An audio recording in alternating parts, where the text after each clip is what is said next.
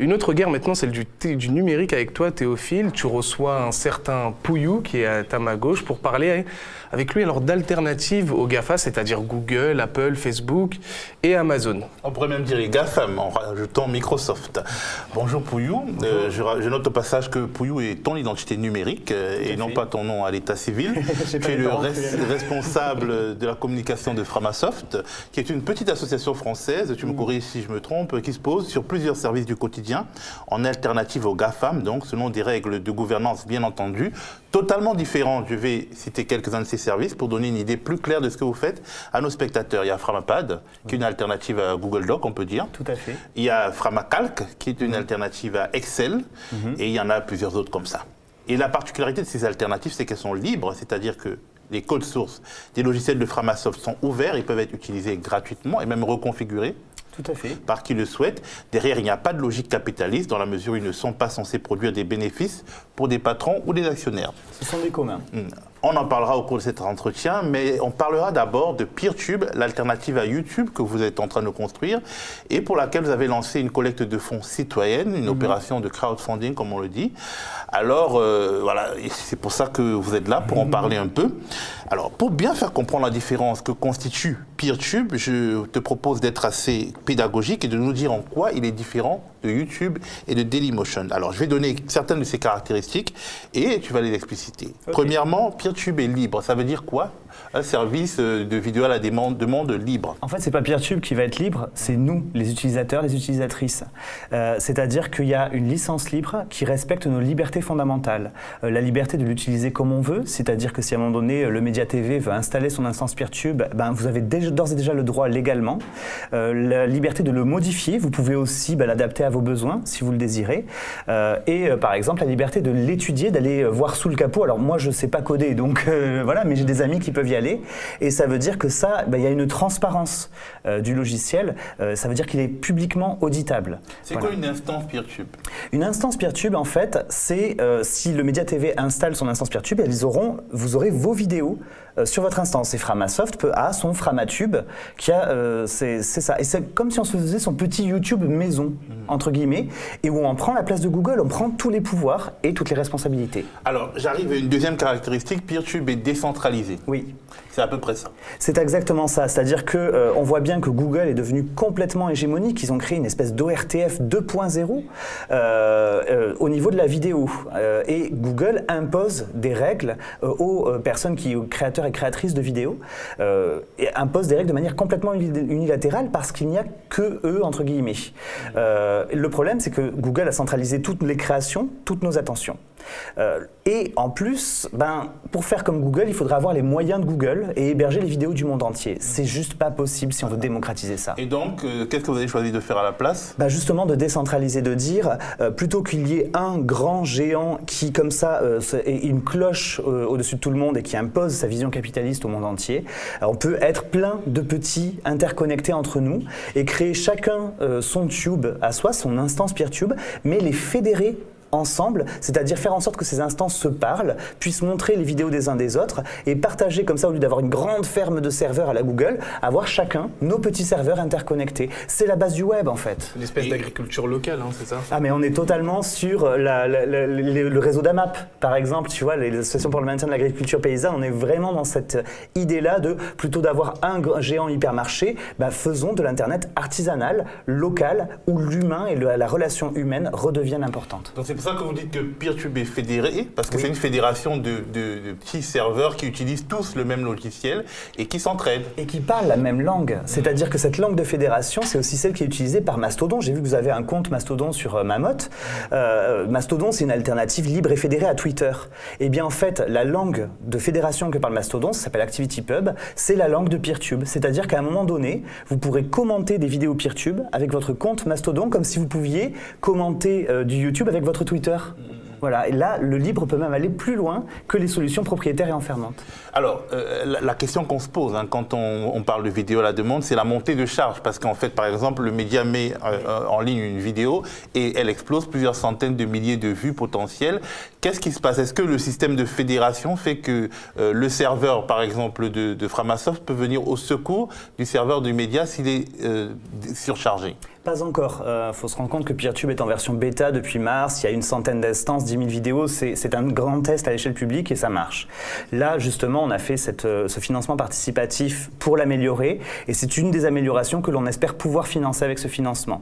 Mais d'ores et déjà, ce qu'il y a en place dans PeerTube, c'est le fait de pouvoir visionner des vidéos en pair à pair. C'est-à-dire que quand une vidéo a du succès et que plusieurs personnes la regardent en même temps, non seulement elles reçoivent des bouts de la vidéo depuis le serveur, mais elles s'en partagent entre elles parce que nos navigateurs savent faire ça de manière totalement claire. En gros, le média publie une vidéo, oui. Quelqu'un à Montreuil la regarde, oui. et quelqu'un à Bagnolet veut la regarder, et celui de Montreuil, en fait, le fait qu'il ait stocké une partie, un bout de la vidéo, oui. Avec d'autres, en fait, ce sont les ordinateurs de ceux qui sont à Montreuil ou à Bagnolet qui aident celui qui échange des petits morceaux de vidéo comme ça et qui permettent d'avoir une grande fluidité parce que, encore une fois, plutôt que d'avoir un serveur central et tout le monde va dans son tuyau et forcément ça fait un engorgement, eh bien on va partager nos tuyaux et nos connexions Internet. Là aussi, c'est une des bases à l'origine d'Internet. Le peer-to-peer est beaucoup plus efficace que le streaming. Techniquement, c'est bien meilleur, on le sait. Absolument. Alors, une question plus politique. Pourquoi est-il indispensable, tu as déjà commencé à y répondre un peu, de créer une alternative à YouTube et à Dailymotion? Finalement, on peut dire, ça fonctionne bien, pourquoi changer?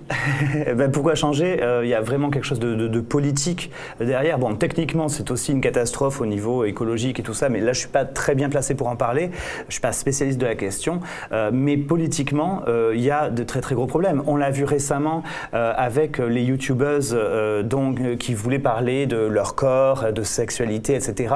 et qui se sont fait, entre guillemets, censurer par YouTube et qui ont protesté avec le hashtag Mon Corps sur YouTube.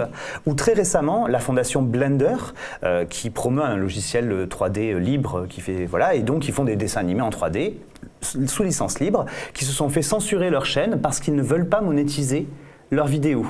Alors ça pourrait arriver aux médias parce que nous ne monétisons pas nos vidéos. Et voilà. Et il fallait signer une nouvelle convention YouTube parce que YouTube sortait son YouTube Premium ou YouTube Music, je ne sais plus. Et ils n'ont pas signé parce qu'il fallait monétiser derrière. Et donc ils se sont un peu fait couper leur chaîne. Et alors là, ils sont toujours en pourparlers. Mais en attendant, la fondation Blender a monté son instance PeerTube. Et à la limite, ils peuvent continuer à avoir et leur chaîne YouTube et leur chaîne PeerTube le temps que ces alternatives, qu'il y ait une transition qui se fasse vers des solutions éthiques. Alors, avant l'émission, tu m'as expliqué que avec les développements qui arrivent sur PeerTube, le tube du média, par exemple, pourra choisir de communiquer et de rendre des services à des tubes différents de personnes avec qui il partage les mêmes valeurs et donc avec qui il peut aussi faire une sorte de partage de serveurs. Par exemple, on pourra choisir d'être dans une sorte de collaboration avec des médias alternatifs avec qui on veut bien partager notre capacité, notre bande passante. Alors ça, c'est justement au niveau du financement participatif. Donc là, il est réussi. On sait qu'on aura de quoi financer la V1 de PeerTube pour octobre prochain. Et c'est une V1 où il y aura des fonctionnalités de base, genre pouvoir mettre des sous-titres sur les vidéos. Pour l'instant, c'est pas possible techniquement. Mais si on arrive à des paliers supplémentaires, on espère notamment, nous, c'est quelque chose qui nous tient à cœur, la redondance des vidéos. C'est-à-dire que, imagine, tu veux soutenir PetitTube, eh bien, tu pourras dire leurs vidéos, je les mets un petit peu dans un coin de mon serveur et comme ça quand eux ils sont en panne ou quand leur serveur il n'arrive pas, il n'a pas la puissance qu'il faut, mon serveur prendra le relais et il y a ce principe de solidarité qui est au cœur du logiciel libre de toute façon. Alors vous avez dit que le crowdfunding est déjà, certains objectifs ont déjà été atteints, mais en fait si vous avez plus de sous, vous irez plus loin. Donc est-ce que vous voulez lancer un appel dans ce sens? Comment en tant qu'utilisateur, en tant que producteur de contenu ou en tant que, je sais pas, mécène ou annonceur, d'ailleurs, peut-être que c'est un gros mot chez vous, comment on peut soutenir PeerTube? Oui, non, la publicité, ça, on n'est pas grand fan, donc il y a plein d'autres manières de contribuer. Tout simplement, vous pouvez aller sur KissKissBankBank et chercher le projet PeerTube, PERTUBE, ou aller sur joinpeertube.org pour tout simplement vous renseigner sur le logiciel. Évidemment, il y a un lien vers le financement participatif, mais il y a d'autres manières de contribuer, pas uniquement avec de l'argent. L'argent est important, évidemment, mais ne serait-ce que d'en parler autour de vous, ce que vous faites aujourd'hui, le média TV, pour moi, c'est une contribution à notre démarche. Le fait d'en parler autour de vous, notamment d'en parler dans d'autres langues, parce qu'aujourd'hui, c'est un projet un peu coincé dans la francophonie. On essaie de sortir de là, parce qu'on estime que le monde entier peut en bénéficier. Il y a des militantes et des militants espagnols qui s'en servent. C'est un message aux socio-traducteurs du média. Oui, c'est un peu à vous maintenant de prendre en main le projet et d'essayer de le diffuser autour de vous.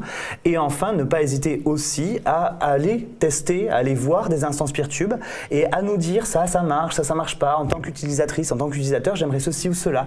Cette expérience d'utilisation, elle est essentielle. Ces retours, ils sont vraiment essentiels en fait. Et ça peut vraiment permettre pour nous d'améliorer en fonction des gens. L'idée, nous, on est dans une grande feuille de route qui s'appelle Contributopia. L'idée, c'est d'accueillir les contributions. Et le fait de dire, voilà, je ne sais pas faire un logiciel, mais je sais m'en servir, et là, ça ne me convient pas, et je peux vous expliquer comment, pourquoi, c'est une énorme contribution. Alors, est-ce qu'on peut dire aujourd'hui que le logiciel libre, qui est différent de l'open source, mais tu pourras en parler, est-ce qu'on peut dire que c'est une utopie concrète, une alternative déjà existante à la domination des oligarchies, une expérimentation des communs? Oui, est-ce qu'on peut dire qu'on tient déjà quelque chose? Parce qu'il y a quand même, dans ce monde du libre, quelques victoires, quelques produits qui marchent. Et pas si on peut utiliser le mot produit, quelques utilités qui marchent. La plupart des serveurs dans lesquels il y a nos sites internet, nos vidéos, etc., tout ce qu'on va voir sur internet, les serveurs sont sous Linux, qui est quand même une des plus belles réussites du logiciel libre. Mais au niveau de nous, particuliers et particuliers, tout simplement Firefox. Firefox est aujourd'hui le navigateur le plus puissant techniquement, le plus pratique à utiliser. Il a des fonctionnalités pour faire des captures d'écran, c'est génial, par exemple. Et c'est un logiciel libre qui respecte vos données, qui ne vous espionnent pas, à la différence de Google, Chrome, de Apple, Safari ou de Microsoft Edge, par exemple. Donc voilà, VLC, le petit cône de chantier, c'est un logiciel libre français. On leur a proposé, ils en ont parlé récemment sur Reddit, on leur a proposé des millions pour inclure de la publicité dans VLC, ils ont refusé. Et quand on leur a demandé pourquoi, ils ont dit mais parce qu'on a des valeurs. Et c'est la différence. En fait, nous, on a une équation, le logiciel libre, c'est de l'open source plus des valeurs. Parce que l'open source, c'est une méthode de production neutre, politiquement neutre, c'est très efficace, on échange de la transparence contre de la collaboration. Du coup, le capitalisme s'en est emparé, Google, Microsoft, Facebook, ils sont à fond. On a vu que Microsoft a racheté GitHub. C'est une des manières dont, en effet, les grandes entreprises peuvent s'emparer de l'open source, comme ça. Mais l'open source, en fait, si je prends mon équation et que je la mets dans l'autre sens, c'est du logiciel libre sans les valeurs, sans cette éthique. La base du logiciel libre, ce sont des personnes passionnées qui, à 3-4 heures du matin ou dans le dos du patron, vont aller coder des trucs pour la communauté. Du logiciel fait par les gens pour les gens. Et là, on se retrouve dans les mêmes idées que les fameux circuits courts de l'agriculture raisonnée qu'on peut connaître, par exemple. On est vraiment dans de l'économie solidaire. Ah, mais totalement, totalement. Et dans les communs, on fait les choses ensemble, etc. Et c'est vrai que pendant un certain temps, le logiciel libre était parfois enfermé un petit peu dans sa sphère technicienne, on va dire. Et on s'est vraiment rendu compte, avec les révélations d'Edward Snowden et tous les scandales jusqu'à Cambridge Analytica, le scandale de Facebook, on s'est rendu compte qu'il fallait sortir de notre bulle, que nous avions des alter-ego partout dans les milieux alters, dans les milieux militants, dans tout un tas de milieux, des personnes avec qui nous avions une convergence des buts et des valeurs. J'aime bien cette expression. Merci. Et donc voilà. Et du coup, allons tisser des ponts. Et c'est le principe de Contributopia. Tu vois, quand tu parlais d'utopie concrète, tu sais ce que c'est qu'une utopie? C'est quelque chose qui existe en aucun lieu. Mais c'est ce que je fais toujours sur Internet. Ce que je fais toujours sur Internet, ça existe et ça n'est en aucun lieu. Votre émission, notre émission là actuellement, elle existe, elle est en aucun lieu. C'est une utopie. Ou en tous les lieux possibles. Exactement. Alors, merci beaucoup, Pouillou. Et nous vous encourageons à participer donc à ce crowdfunding. Le média lui-même va créer son instance Peertube, si j'en crois ce que disent nos petits camarades technicos. Bon, en tout cas, vous allez voir avec eux. Vous nous appelez, il n'y a pas de problème, on est là. Ok. Alors, merci et on te remet l'antenne, Yanis. Oui, merci Théophile, merci Pouillou d'être venu.